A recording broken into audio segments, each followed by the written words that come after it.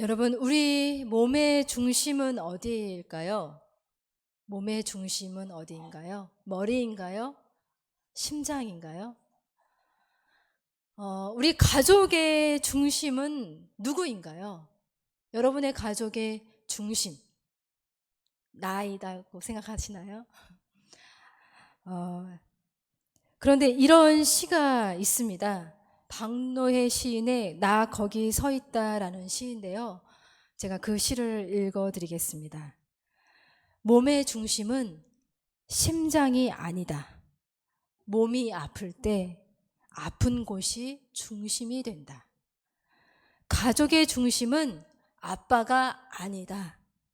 아픈 사람이 가족의 중심이 된다. 총구 앞에 인간의 존엄성이 짓밟히고 양심과 정의와 아이들이 학살되는 곳. 이 순간 그곳이 세계의 중심이다. 바로 이런 시입니다. 이 시에 대해서 여러분 어떠신가요? 공감하시나요? 아픈 곳이 중심이다. 중심은 불변의 장소라고 생각해 왔습니다. 그러나 이러한 생각, 이러한 편견은 이 시를 읽고 과감하게 깨트려진 것 같습니다. 코로나19 이후에 이 세상의 중심을 보는 우리의 렌즈도 조금씩 바뀌고 있는 것 같습니다. 아픈 곳, 아픈 사회, 아픈 사람, 아픈 공동체에 우리의 시각이, 우리의 렌즈가 이동하고 있습니다. 저는 한 번도 교회가 아프다고 생각하지 않았었습니다. 교회는 오히려 세상의 아픈 곳을 어루만져 주는 곳이 되어야 된다고 생각을 했습니다. 하지만 코로나 이후에 왜 그렇게 교회가 아프게 느껴지는지 모르겠습니다. 방역 지침을 철저히 지키고 또 함께 모여 예배하고 있는데 함께 모인다는 그 이유로 교회를 바라보는 이 세상 사람들의 시선, 그 시선 때문에 교회가 아프게만 느껴집니다. 교회를 바라보는 세상의 시선이 아프고 또 함께 모이는데 어려움을 느끼는 교회를 바라보는 것이 참으로 마음이 아픕니다. 시편 84편의 기도자는 주님의 성전, 주님의 집을 무척이나 사랑했던 기도자였습니다. 그는 주님이 계신 장막을 사랑스럽다 이렇게 말합니다. 그곳의 뜰을 그리워하고 사모하는 마음 때문에 마음이 쇠잔해질 정도라고 그는 말합니다. 주님의 제단 곁에 자기 집을 짓고 있는 제비도 부럽고 참새도 부럽다고 이렇게 말합니다. 주님의 집에 사는 자들은 정말 복이 있다고 그는 선언합니다. 그리고 10절에 보면 주님의 집들 안에서 지내는 하루하루가 다른 곳에서 지내는 첫날보다 낫다고 말하고 있고, 아무리 화려한 장막이라고 해도 악인의 장막에 살기보다 하나님의 집, 문지기로 있는 것이 좋다고 말하고 있는 바로 그는 주님의 집, 성전을 정말 사랑하는 기도자입니다. 시편 84편은 성전을, 주님의 집을 정말 사랑하는 기도자의 시입니다. 여러분은 어떠신가요? 우리는 어떤가요? 우리는 이 기도자처럼 주님의 장막을, 주님의 집을 정말 사랑하고 있나요? 우리가 교회를 정말 사랑하는지 아니면 사랑하지 않는지는 사실 잃어버리고 나면, 떠나보내고 나면 잘 압니다. 학자들에 의하면요, 시편 84편은 바벨론 포로 이후의 상황에서 쓰여진 시편이라고 알려져 있습니다. 다시 말해서 이 시편은요, 예루살렘 성전이 무너지고 고국으로부터 멀리 떠난 자, 아주 멀리서 아픈 마음으로 주님의 성전을 바라보며 그리워하며 사무치게 그리워하는 그 마음으로 예루살렘 성전을 사랑하는 기도자의 마음이 담겨져 있어요. 우리는 이러한 시편 기자의 마음을 아주 조금이나마 헤아릴 수 있는 그런 시간을 보내었었습니다. 사실 코로나19를 맨 처음에 맞닥뜨렸을 때 어떻게 대처해야 될지 알지 못했던 그 사순절의 긴 시간, 짧고도 긴 시간이 있었죠. 그때는 정말 교회를 보호하기 위해서, 또 여러분들을, 성도들을 보호하기 위해서 그저 교회의 문을 굳게 닫아야만 한다고 생각을 했었습니다. 그렇게 문이 닫혀진 시간, 우리는 어쩔 수 없이 교회를 떠나 있어야만 했었습니다. 그리고 무조건 온라인으로 예배를 드려야만 했었죠. 여러분, 그때 어떠셨나요? 어떠셨어요? 짧은 시간 아니면 또 긴 시간이라고 말할 수도 있겠지만 그 단절의 시간이 이 시편 84편의 기도자의 마음을 충분히 알 만큼 사무치게 주님의 집을 사모하면서 교회를 또 아프고 시린 마음으로 바라보았던 시간은 아니었는지 생각하게 됩니다. 이 세상은 사실 여전히 교회를 모욕하고 있습니다. 그 전에도 그랬습니다. 교회에서 함께 모여 예배하는 우리를 모욕하며 비난하고 있긴 하지만 그럼에도 불구하고 우리는 고백합니다. 주님의 이름, 그리고 주님의 마음을 두신 바로 이곳, 주님의 성전, 주님의 집을 우리는 절대 떠날 수 없습니다. 수많은 시간 이곳에 뿌린 우리의 기도, 우리의 눈물, 우리의 마음을 담은 주님의 집을 우리는 사랑하지 않을 수 없습니다. 여러분, 저랑 동일하게 그렇게 고백을 하실 수 있나요? 네. 그래서 기도자인 우리도 이 시편의 기자처럼 고백을 할 수 있을 것 같습니다. 우리 2절의 말씀 같이 한번 읽어볼까요? 우리 에어컨이 너무 세시면 에어컨 끄셔도 괜찮습니다. 네. 너무 추우시면 끄셔도 괜찮아요. 네. 자, 2절의 말씀 우리 같이 함께 읽어보도록 하겠습니다. 시작. 내 영혼이 여호와의 궁정을 사모하여 쇠약함이여 내 마음과 육체가 살아계시는 하나님께 부르짖나이다. 아멘. 여러분, 바벨론 포로 시기는요, 마음을 먹는다고 해서 자유롭게 예루살렘 성전에 갈 수는 없었던 시기였습니다.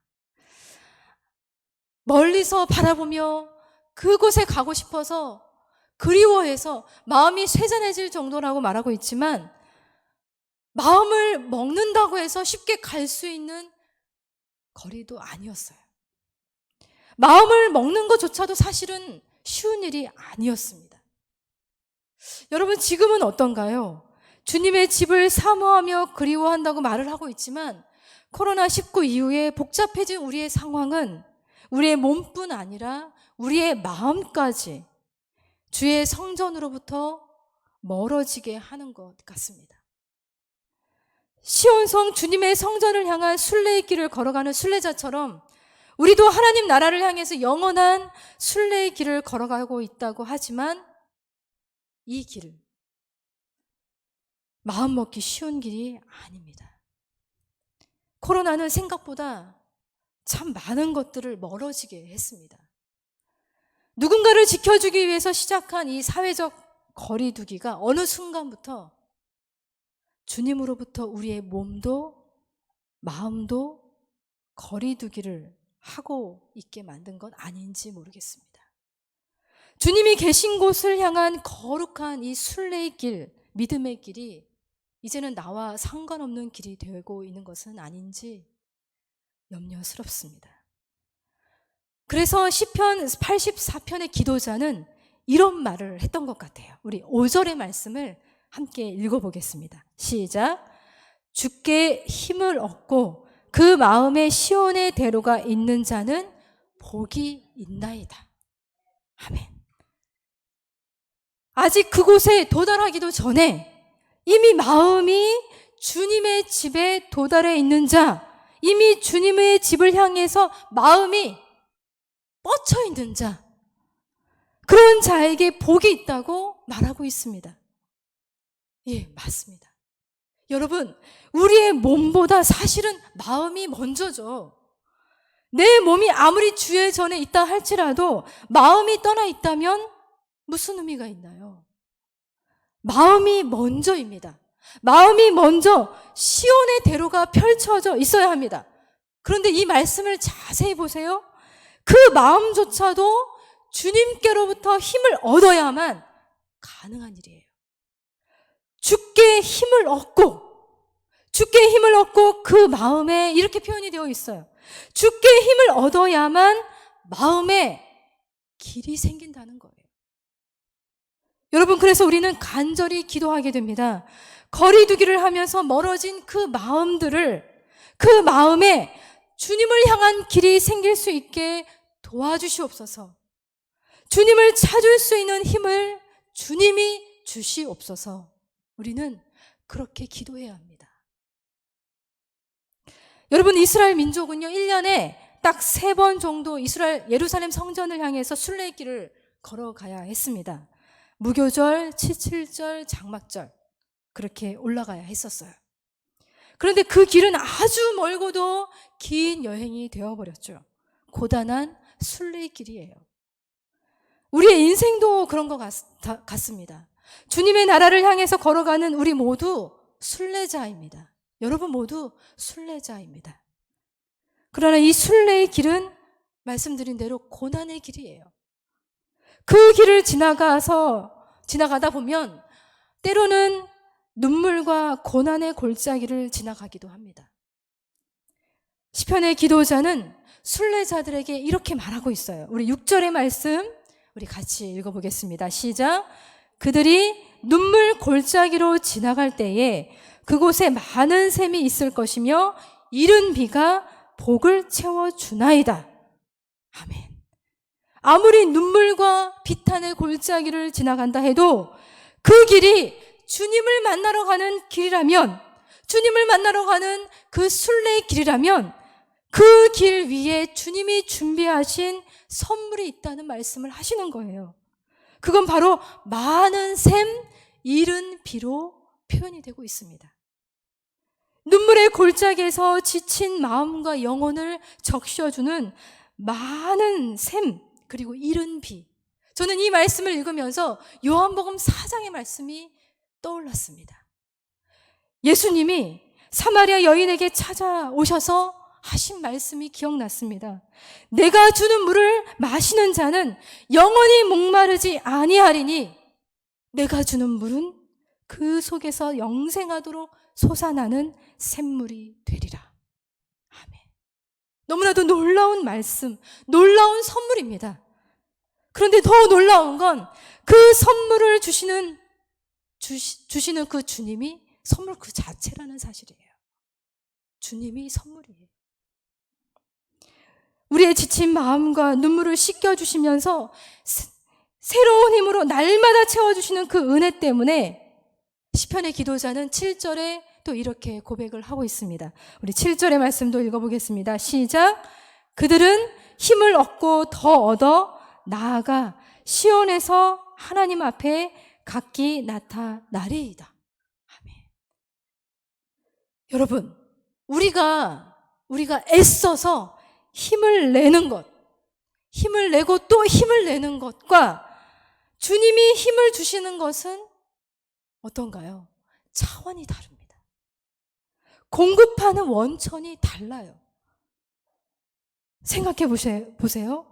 내가 정말 힘을 내고 애를 써서 노력을 한다. 그러면 금방 탈진해버리고 맙니다. 뭔가 보상받고 싶은 마음도 크게 되죠. 계산이 따르고 마음이 오히려 지쳐버리게 됩니다. 그러나 주님이 공급하시는 힘은 너무나도 다릅니다. 이사야 선지자가 이렇게 이 40장 30절에 말씀하고 있었죠. 여호와를 앙망하는 자가 받는 새 힘, 그 새 힘은 독수리의 날개치며 올라가 같은 그런 힘일 것이고 다른 박질하여도 곤비치 아니하고 걸어가도 피곤치 않을 수 있는 바로 그 힘이라고 이사야 선지자는 말합니다. 우리에게 주시는 그 힘은 바로 이 힘을 말하고 있어요. 주께로부터 힘을 얻고 더 얻어서 하나님 앞에 온전하게 서게 될 거라고 이 시편의 기도자는 말하고 있습니다. 이 힘을 여러분 모두가 누리실 수 있기를 바랍니다. 이 84편의 기도자는 이렇게 주님의 집을 마음에서부터 찾고 사랑하고 그리워하는 자들, 하나님의 나라를 향한 순례의 길을 걸어가는 모든 자들이 참으로 복된 자들임을 말하고 있어요. 그래서 여러분, 우리가 어떤 자들인지를 다시 한번 이 말씀을 통해서 기억했으면 좋겠습니다. 우리는 이렇게 주님께 속해 있는 교회를 사랑하고 있고요. 바로 이곳에서 주님으로부터 힘을 얻고 더 얻어서 하나님 앞에 온전히 이룰 수 있는 특권을 가진 사람들입니다. 여러분 모두 특권을 가진 사람들이에요. 그 힘을 하나님이 주시겠다고 약속하고 계십니다. 우리 하나님은 그리고 마지막 절에 보시면 자기를 찾는 자들에게 좋은 것을 아끼지 아니하시고 주시는 하나님이시라고 말씀하고 있어요. 자신을 의지하는 자를 끝까지 책임져 주시고 축복하시는 하나님이심을 보여주고 있습니다. 그런데 그 하나님, 이렇게 좋은 것을 아낌없이 주신다고 말씀하시는 그 하나님을 그 마음으로부터 멀찌감치 떠나 있는 바로 그런 자들, 마음에 아직 시온의 대로가 펼쳐져 있지 못한 바로 그러한 자들, 아직 믿음의 길에서 머뭇머뭇거리고 있는 자들, 그런 자들이 우리 주변에 있다면 그들에게 하나님 힘을 주시옵소서. 그들을 찾아가 주시옵소서. 그들도 주님의 집을 찾아와 힘을 얻고 더 얻을 수 있도록 하나님 도와주시옵소서. 그렇게 우리 이 시간에 기도했으면 좋겠습니다. 제가 앞서 교회가 참 아프다 말씀드렸는데요. 공예배의 회복을 위해서 모든 교회들이 애쓰며 몸부림치며 기도하고 있습니다. 오늘은 특별히 교회의 온전한 예배 회복을 위해서 기도했으면 좋겠고, 코로나 이후에 영적으로 탈진해버린 우리의 예배자들이 다시 힘을 얻고 힘을 얻을 수 있도록 하나님 도와주시옵소서. 간절히 기도할 수 있는 시간으로 삼았으면 좋겠습니다. 우리 이 시간에 찬양하며 기도의 자리로 나아가겠습니다.